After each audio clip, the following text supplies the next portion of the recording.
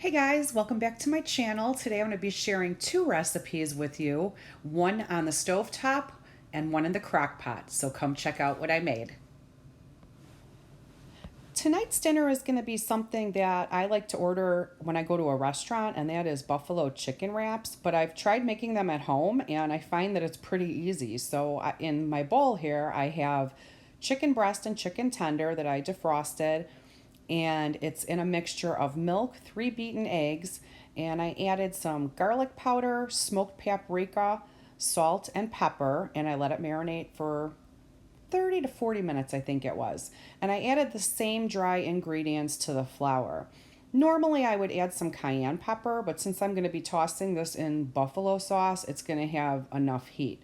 So I'm going to start by breading these, and what I'm going to do is I'm going to coat them in the flour, and then I'm going to put them back into the egg mixture. I find that gives it more of a crunch and a thicker breading. Since we're tossing it in the buffalo sauce, it can get a little bit soggy if your breading is not thick enough. So I'm just going to get these breaded up. I'm going to throw them in the pan, and then I will show you how they look.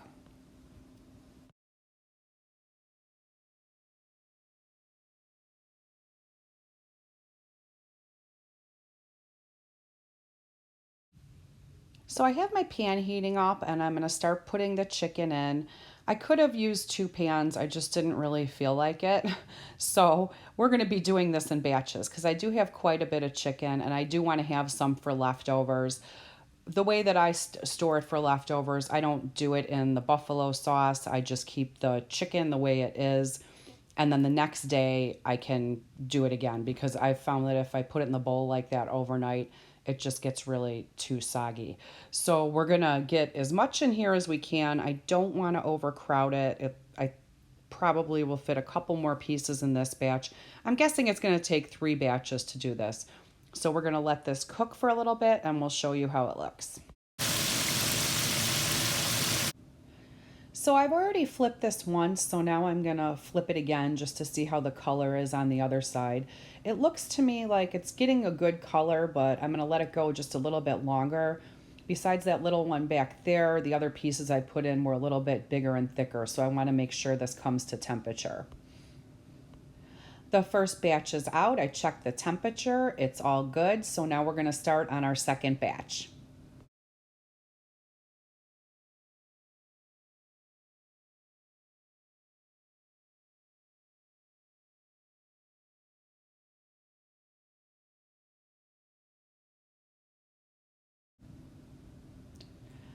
Our second batch is almost done here, so we're just going to check the temperature on these, get them out, put them on the rack to drain, and then we're going to get these wraps together. This is what I have. I'm waiting for 2 more pieces to come out, and here they are. They got a little extra crispy, but that's okay.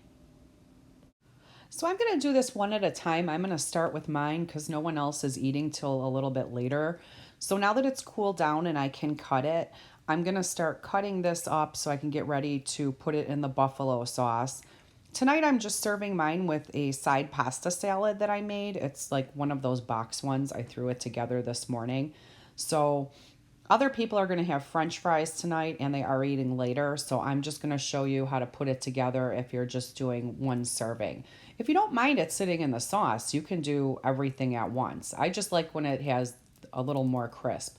So we're going to get the chicken into the bowl.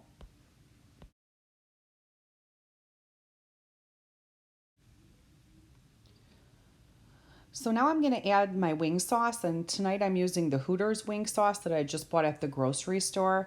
It was in my fridge, so I added it to the microwave. I think I only put it in there for about 10 seconds just to make it easier to mix together with the chicken. So I'm adding quite a bit because that's how I like it. I've done this even with regular Frank's Red Hot sauce. I've done it with barbecue sauce, or you can always just do the plain fried chicken and put whatever you like, if you like ranch or blue cheese or anything like that. So that's about how I like it. I like it pretty saucy. So now I'm going to add some blue cheese to my tortilla. And you'll see here I added a little bit too much, so I put some back. And that is because I have those fresh blue cheese crumbles that I'm going to add to. So I just kind of want a thin layer because, you know, we have all the other sauce and I'm going to be putting other toppings on there. So now I'm going to add some shredded cheddar cheese to the bottom. And then I'm going to start layering on the chicken. This is like one of those medium-sized tortillas, like, I don't know, they call it like fajita size or something. So it's not a really big one. So I wanted to put more chicken in there, but I didn't want to overcrowd it where it wouldn't wrap because I wanted to eat it like a wrap. I didn't really want to eat it like a taco. So then I'm going to add some of the blue cheese crumbles.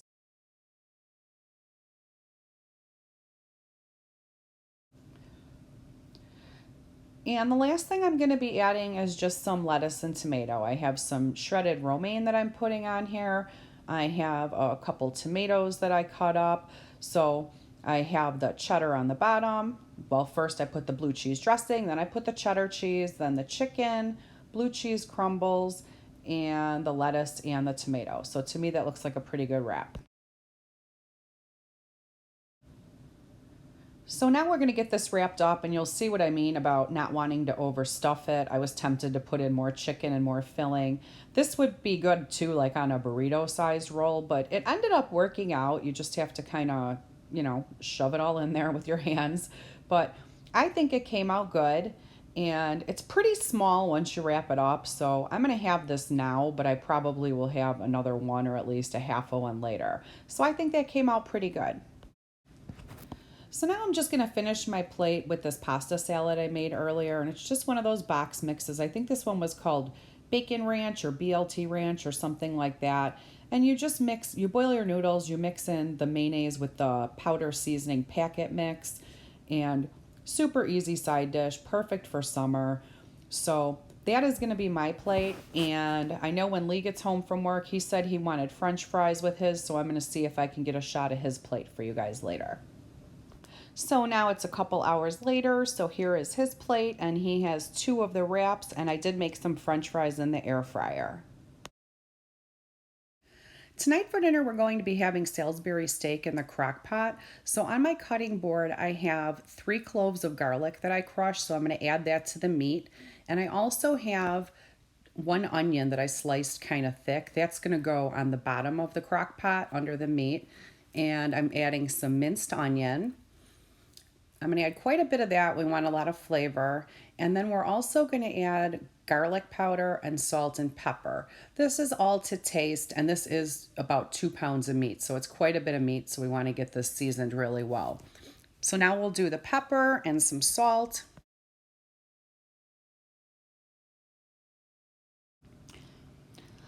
Next, I'm just going to add 1 egg to the meat mixture, and then I'm going to add some milk. I'm not really measuring anything. I'm just going to add a splash or 2 of milk to that.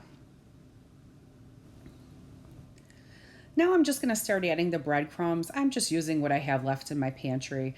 I had a little bit of panko left, and now I'm just going to add some regular breadcrumbs. I don't really taste a difference in this recipe with the panko or the regular breadcrumbs. So now that that's in, I'm going to get this all mixed together. I have a pan on the side. I'm going to heat that up because I do want to sear these before I put them in the crock pot. Like I said, this was 2 pounds of meat, so I'm going to form it into 4, so they'll be about a ½ pound a piece. We're going to get this all mixed up and then get it into the pan to sear, and then it's ready for the crock pot. Before I start searing the meat, I want to get the onions in the bottom of the crock pot so they have somewhere to go once they're done. And I just put a layer like this, not too much. I mean, it's going to give off a lot of flavor, and we do have the minced onion in there also. So now I'm going to start forming the Salisbury steaks. I'm kind of eyeballing it. You could weigh it out if you wanted to get perfect 1 pound or 1/2 pound portions, but I'm just going to eyeball it, put them in there. I think I'll probably have to do 2 batches.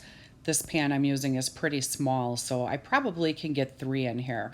So I'm going to continue forming these, and when they start to sear, I'm going to give it a flip 1 time and let it sear on the other side.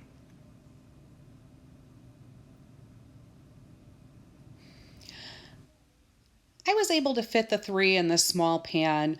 I'm flipping them now. That looks like a good little sear on that side. We'll flip it, let it sit there for maybe another minute or two, put it in the pot, and then I'm going to get the last one in this frying pan and do the same thing.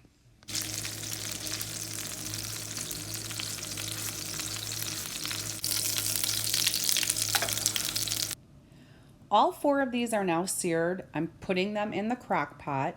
And now I'm going to show you what I used. I really like the Better Than bouillon, so I used probably 2 tablespoons of that mixed with some water. I also added some of the McCormick brown gravy mix. A lot of times I'll end up using a cornstarch slurry at the end, but I was thinking maybe if I use the brown gravy, that would act as a thickening agent. I'm not sure if it will. I do love the Better Than bouillon flavor, so I always use that, but I thought maybe the gravy would help in the end, so we're gonna see. The brown gravy mix in the Better Than bouillon was mixed with 2 cups of water. Once I got it into the pot and I looked at it, it wasn't enough, so I added 1 more cup of just water.